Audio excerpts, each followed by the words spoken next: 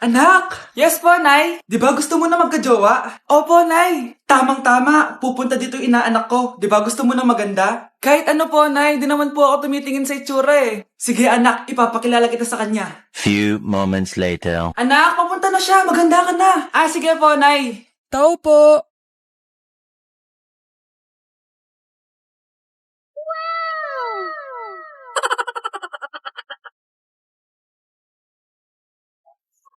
Hi, Ninang! Halika, papakilala kita sa anak ko. Gusto ko daw niyang jowain. Wow, ang gwapo naman niya. Jowain mo na siya. Jojowain ko na yan, Ninang. Jowa! 95?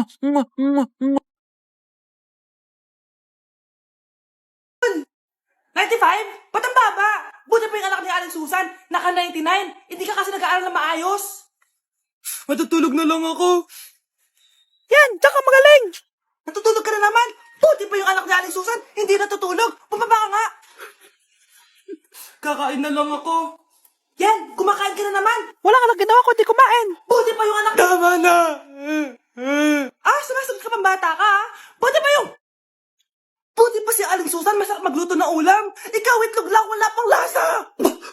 Nagre-reklamo ka pa sa 95 kong grades? Eh, ikaw, ano nakuha mo ng high school? Sige nga, pakita mo sa akin. Buti pa si Aling Susan, hindi mapanakit. Ikaw, mapanakit! Pera niya. Sige. So, yayaman na tayo? Oo na, yayaman na tayo. Sige, pinapayagan ko na kayo magpakasal ng anak ko. Talaga? Salamat, Ano nangyayari sa'yo, babe? Mamamatay na ata ako, babe! Ha? Mamamatay? Di ko kaya mawala ka, babe! Babe! Bago ka mamatay, bigay mo muna sa akin yung password ng bangko mo. Tapos, di ba sa akin nakapangalan yung lupa nyo, tsaka yung mga sasakyan? Pati lahat ng pera mo, di ba sa akin? Sabi na eh! Pera lang apoy mo sa akin! Hindi. Joke lang yun. Maghiwalay na tayo! Wala ka bang kuha sa akin!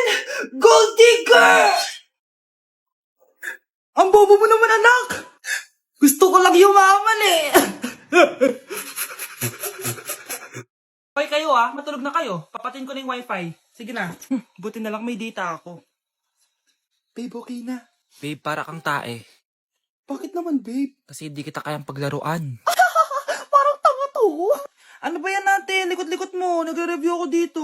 Alam mo, kailangan mo ng jowa kasi ang boring ng buhay mo. Ate, di ko kailangan ng jowa, okay? Kailangan ko maging top 1 sa school namin. Kuya.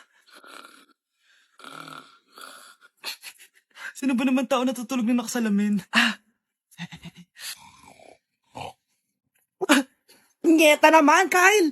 Natutulog ako, di ba? Hindi ako yun natutulog ako eh. Kung ayaw matulog, mapatulog ka. Ba't ang ingay ng mga batang yun? Teka lang. Ano ba yan ang ingay nyo? Hindi ako mapag-focus dito. Pinang matulog, mga punyeta talaga yun. Sinali, bakit? Bakit ang ingay nyo? Di ba sabi matulog na? Matulog na kayo, ha? Yes, makakapag-tiktok na ako.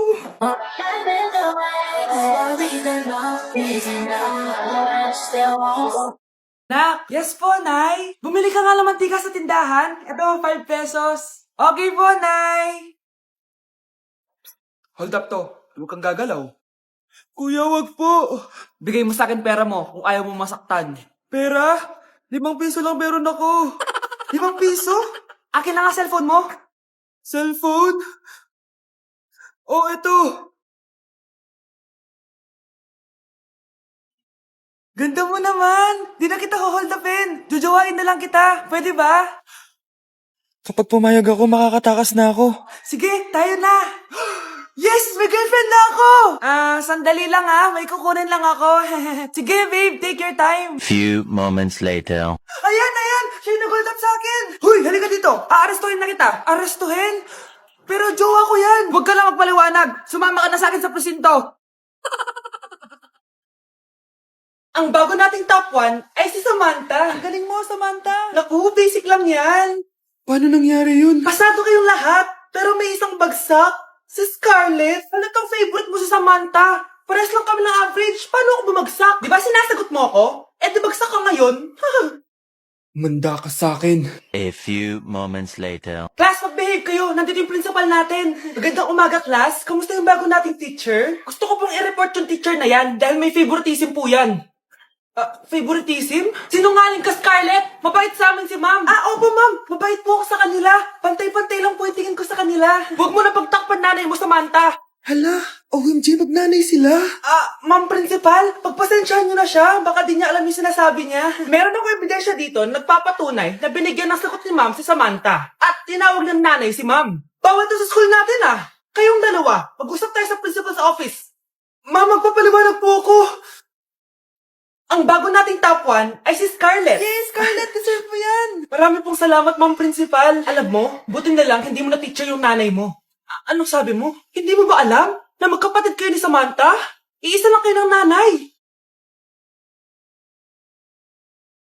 Nay, kasama ko si Cheska, yung best friend ko. Ang ganda naman yung best friend mo, anak. Oh, kumain na kayo dito. Ay, hindi na, Nay. Busog pa kami, di ba? Opo, tita. Sige. Pasok na kami sa kwarto, Nay, Tara na.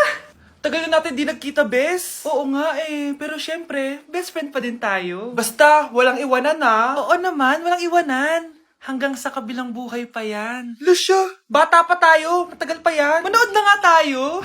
Sige, kunin ko lang ang mga chichirya natin. Mare! Oh, Mars, ang ginagawa mo dito? Nandiyan ba si Scarlett? Bakit, Mars? Si Jessica kasi, yung best friend niya, nasagasaan daw kagabi. Ha? Kasama pala ni Scarlett kanina si Jessica. Oo nga. Manonood nga kami ngayon ng movie sa kwarto Scarlett, maniwala ka. Nakalamay na siya ngayon. Di magandang biro yan, tita Sige na, ipasok na ako. Eto, picture ng lamay niya. Ayaw niyo pa maniwala Jessica? Saan nagpunta yun? Patawag. Scarlett? For sure, alam mo na yung nangyari kay Cheska. Pupunta ka ba sa lamay niya ngayon?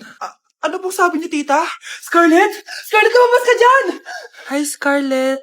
Tara, nood na tayo ng movie. Jessica? Di ba walang iwanan? Sumama ka na sa akin. Akin na! Akin na yan! Akin na! Ano ba, ate? Manonood ako ng Euphoria! Manonood ako ng Ben 10! Wala akong pake! Akin na yan! Wala din akong pake sa Euphoria mo! Psst! Huwag kayo mag-away dyan? Isa pa mag-away kayo, Akin na! Sige po, Nay. Yan, kasalanan mo. Yan kasi ang kulit-kulit mo. Kakain na lang ako. Gutom ako. Pengi, kumuha ka doon. Akin to. Sabi, pengi ako Ano ba akin to Isa lang isa lang. Ayan ka na naman akin yan Isa lang asan na? Akin to. Di ba sabi ko huwag lang kayo mag-aaway? Narinig ang mga kapitbahay Mga walang iya kayo. Mga walang respeto. Ay, si ano po kasi? Siya po kasi ayaw niyo po ako bigyan. Kumakain lang ako dito, bida-bida ka. A few moments later. Ang pogi talaga ni Taeyong. Mas pogi pa ako dyan Ayan na naman, si Pabida. Mas pogi ako dyan, tignan mo naman, kamukha ako si Jungkook. Mukha ka lang talapakan mas pogi sa'yo si Taeyong. Mas pogi nga ako dyan Asawa ko siya! Asawa ko! Anong asawa? Di ka lang kilala yan Talaga? Mga punyeta kayo? Sabi ko malang mag-aaway, di ba?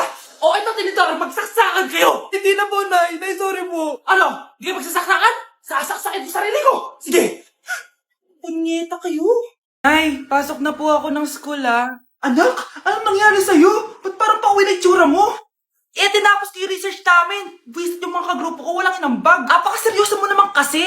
Wala ba sa New Year's resolution mo yung mag-enjoy? Mag-e-enjoy lang ako pag ako yung top 1 sa klase namin. Sana, sa pagiging fresh, top 1 ka din. Che, alis na nga ako. A few moments later. Tabi tayo Aray, guys, tingnan niyo TikTok ni Crystal ang fresh. Wow, pati ba si Crystal ang fresh? Parang hindi siya na-stress nung bakasyon. Ano si Ibe? Epekto ba yung walang jowa? Anong nangyari sa akin? Di ba ginawa ko yung research natin? Yung visit na to? Ha? Di naman kayo nag-aambag, di ba? Ba't naman nagdadabog ka dyan? Baka gusto mo isumbong kita kay Nan.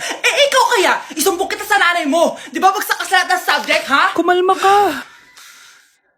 Totoo ba to? Lumalapit sa akin si Crush. Magkakatsawa na ako. Hi po. Hello.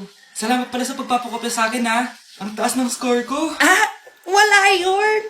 Basta ikaw. Matalino ka sana, kaso ganyan na tsura mo.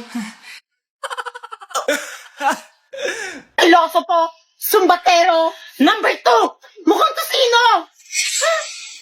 Sino nag-aaway? Eto, gamitin mo to. Sikreto to ni Crystal kaya nag-glow up siya.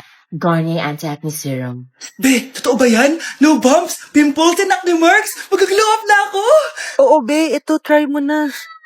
Ito na ang simula ng aking pagbangon. From breaking out to breaking free. Dok, Bakit ka meron neto, ha? Bakit may picture ka ng nawawala akong anak? Hindi mo ba talaga ako naaalala? Hindi. Sabihin mo sa akin, buhay pa ba ang anak ko? Umalis ka na. Marami pa akong gagawin. Buhay pa ba ang anak ko? Oo! Buhay na buhay ako! Ako ang anak mo na iniwan mo sa palengke dati. Nagtataka ka? Isa na akong trans ngayon. Alam mo, buti na lang, may mabait at mayamang pamilyang kumukup sa akin. Kaya maganda yung naging buhay ko. Tignan mo, naging doktor pa ako. Kaya salamat sa'yo at iniwan mo ko. Anak, hinanap kita. Umasa ako na babalik ka. Hindi na importante yan. Ayaw na kita makita at hindi na kita kailangan. Kaya umalis ka na! Hello po. Kamusta po yung pasyente? Dok, si nanay naman yung nagkasakit. Kamusta na siya? Okay naman. Sa iba ko na lang siya ipapaasikaso, ha? Anak? Anak, please! Bakit anak tawag mo sa kanya, Nay? Sure ka ba? Na habang buhay ka magagalit sa nanay mo? Nakita ko results niya kanina. Anytime, pwede siya mawala. Magpapahangin lang ako. Nasaan na sila? Hello, nurse? Nasaan yung pasyente dito sa room 214? Anak? Ako ba hanap mo? Nay, akala ko may masamang nangyari na sa'yo. Anak, hindi na kita iiwan. Good news! False alarm lang pala yung nakita namin result sa nanay mo. Ibig sabihin, magiging okay siya. Salamat naman. Nay, ayoko na mawala ka sa akin, ha? Yay! May ate na ako! Mare, pinagkakarat mo daw na buntis anak ko? Totoo naman eh. Tignan mo nga yung tiyan niya, alaki. Basta, hindi buntis anak ko. Ba't di natin siya tanungin, Mare? Anak, halika dito. Yes, Nay? Buntis ka ba? Ha? Hindi po, Nay. Bakit ang laki ng tiyan mo? Bloated lang po ako, Nay. Uminom po kasi ako ng soft kanina. Bloated lang pala eh. Pinagsasabi mo dyan. Bahala ka kung ayaw mo maniwala. Sumasakit tiyan ko. Ayan na, mga anak na. Anak, napapano ka?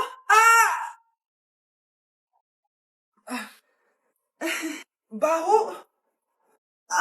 Sakit. Parang iba na to, Nay. Anak, papiga ka. Anak, higa ka lang malalim, ha? Ire. Sige pa.